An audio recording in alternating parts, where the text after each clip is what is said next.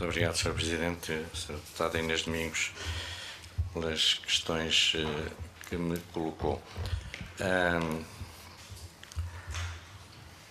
A questão da intervenção ex ante ou ex post, é evidente que tem que haver as duas. A prevenção dos acidentes, digamos, é feita por um conjunto de regras, de obrigações comportamentais que os intermediários financeiros têm, de informação que têm de prestar. Eu já tenho dito aqui noutras ocasiões que penso que os reguladores deviam ter mais instrumentos de atuação, por exemplo, porque a Europa, a legislação europeia encaminhou-se sempre no sentido de a solução para a questão dos riscos e da complexidade dos produtos ser prestação de informação. E não intervenção. Agora com a DMIF II vai ser diferente, mas mais uma vez a DMIF II virá em 2018 e até lá ainda temos de viver com a DMIF I. E a Europa, a legislação europeia encaminhou-se sempre na prestação de informação. E como a própria Sra. Deputada diz, e eu também tenho dito, primeiro, há produtos que por mais informação que seja dada, ela é difícil de ser entendida. Alguns produtos complexos exigem graus de conhecimento que o investidor comum não tem. Nós temos uma recomendação para isso, que aliás está patente no nosso site nas recomendações aos investidores. Se não perceber, não compre. Não é? Que eu penso que é um bom princípio. Mas não temos, por exemplo, a possibilidade, como eu defendo, e na DMIF II de alguma forma vai ser possível, de, por exemplo, dizer este produto é tão complexo que não pode ser distribuído a investidores não qualificados, por exemplo. Esse poder de intervenção no produto não existe ainda, como disse, vai existir na DMIF II a partir de 2018, na melhor das hipóteses. E por isso, muitas vezes é evidente que as informações ou não são entendíveis, ou quem as transmite também não as transmite adequadamente. Muitas vezes eu reconheço que os agentes comerciais que estão nos balcões podem não transmitir as informações devidamente, quer porque têm os seus argumentários. Nós, quando há ofertas públicas, supervisionamos inclusivamente os argumentários daquilo que está escrito nas instruções para eles. Não controlamos aquilo que eles dizem. Nós, como a senhora deputada perceberá, não podemos ter uma pessoa em cada balcão para ver como é que as coisas passam. E por isso, em muitos casos, não resta outra forma que não seja a intervenção a posteriori, ou seja, sancionando os comportamentos ilícitos. Mas, por isso é que eu também tenho dito muitas vezes o seguinte: eu acho essencial este trabalho que está a ser feito por parte do Conselho Nacional de Supervisores Financeiros de Educação Financeira, e penso que vai ter resultados daqui a algum tempo. Mas tão importante, ou talvez eu diria mais importante no curto prazo do que isso, é a formação dos vendedores, é a formação dos agentes comerciais, quer a formação técnica, porque eu já tive a ocasião de presenciar que existem agentes comerciais, gestores de conta, que não prestam informações corretas, não porque as queiram prestar, mas porque eles próprios não percebem os produtos que estão a vender e, portanto, não dão a informação tecnicamente correta. Mas também a formação ética. A formação ética que tem que vir não só dos gestores de conta. Eu estive na banca há 20 anos e sempre me opus a que os bancos tentassem distribuir produtos na base da falta de clareza, não é? Não é só nos produtos complexos. Se o deputado lembrar-se-á, por exemplo, nos créditos à habitação, quando agora penso que essa prática já não existe, mas existiu durante muito tempo, as pessoas terem um spread durante os primeiros 6 meses, que depois aumentava, durante o primeiro ano, e que aumentava ao fim. Eu lembro-me que estava na banca e eu opus-me a que o banco onde eu estava fizesse isso, porque as pessoas raciocinam com base naquilo que lhes apresentam no momento, quanto é que pagam no momento e não no futuro. Portanto, esta é uma questão ética que tem que vir das administrações e por aí abaixo, até ao próprio gestor de conta.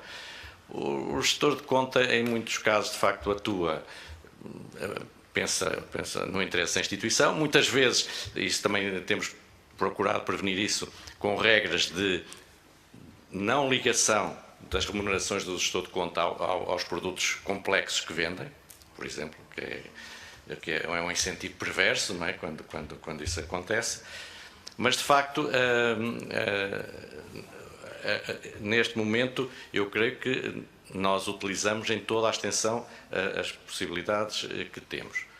O caso dos prospectos é um bom exemplo. Eu sempre defendi nos fóruns internacionais que os prospectos deviam ter uma limitação de dimensão. Porque a tendência que há hoje é para quem faz um prospecto, e tem direito a isso, põe lá tudo e mais alguma coisa, os riscos todos, não há nenhum que não lembre aos advogados de pôr os riscos todos que existem. Mesmo que sejam absurdos, mas é para precaver se alguma coisa acontecer, estava lá, mesmo que seja absurda. E por isso os prospectos frequentemente têm dimensões muito grandes. O que é que acontece? Há um sumário do prospecto que, apesar de tudo, é mais curto e que os investidores podem ver. Além disso, em muitos casos, nós, sobretudo na publicidade às operações, a CMVM é talvez um dos poucos reguladores na Europa, ou supervisores, que tem a possibilidade ou a obrigatoriedade da aprovação prévia da publicidade. Os nossos colegas nenhum quis ter essa competência. E eu sempre achei que devia ter, porque mais que o prospecto, como a sua deputada sabe, muitas vezes as pessoas veem a publicidade que lhe chega às mãos sob diversas formas, sob a forma de rádio, televisão, folhetos, etc. Isso nós obrigamos, de facto, a que os riscos estejam lá todos declarados. A prova, eu falei disso quando estive aqui na Comissão de Inquérito ao BANIF, a prova de que, por mais que se diga na informação, muitas vezes não é suficiente, é o caso das obrigações subordinadas do BANIF, que a Sra. Deputada, aliás, também referiu.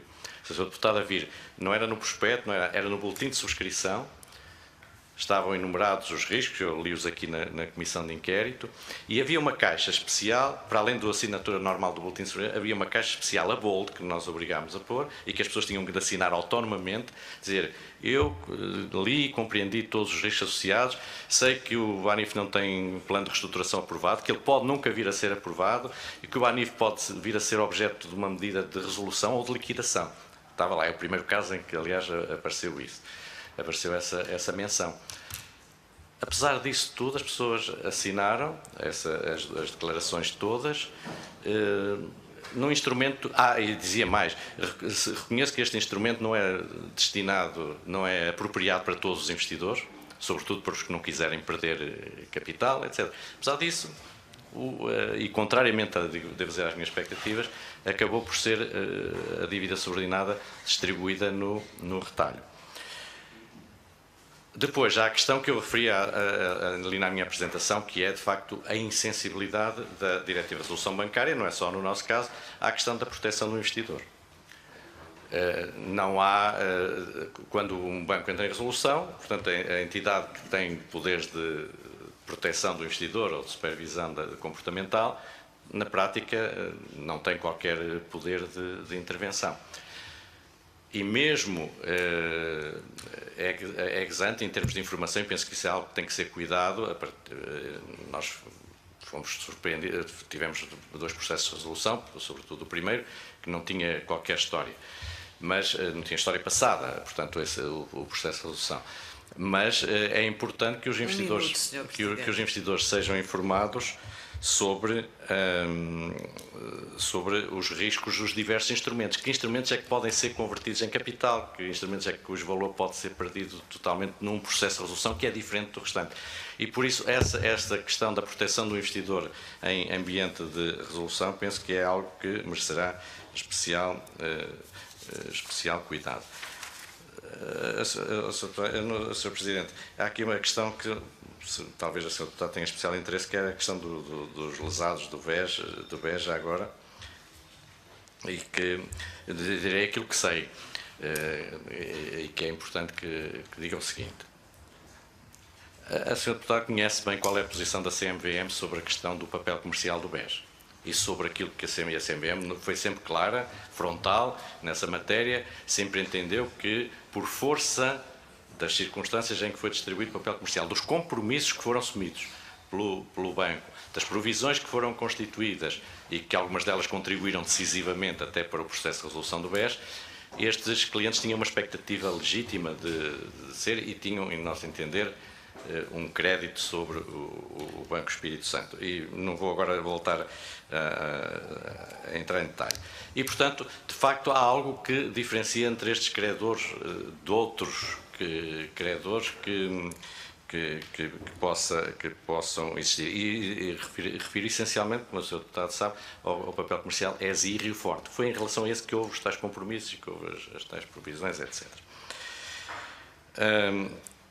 E, portanto, esta solução que está a ser negociada, vou ser completamente sincero, não conheço os contornos, há um grupo que está a negociar a solução, não existe nenhuma solução neste momento acordada, não é? Porque, mas é uma solução que envolve os lesados, os próprios lesados, envolve o Banco de Portugal, cuja posição, como a senhora não é surpresa para ninguém, era diferente da posição da CMVM nessa matéria, envolve a própria CMVM e o Governo.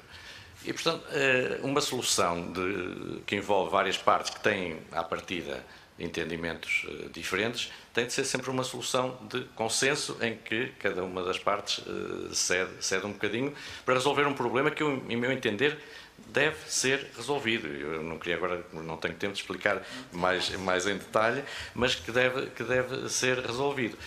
A solução, se calhar, não há soluções ótimas, certamente, mas eu prefiro que haja uma má solução do que não haja solução nenhuma. Desde que sejam respeitados, naturalmente, os parâmetros legais. Tem que ser como o Sr. Deputado diz, tem que ser uma solução que tenha base legal. Sr. Presidente, terá tempo nas próximas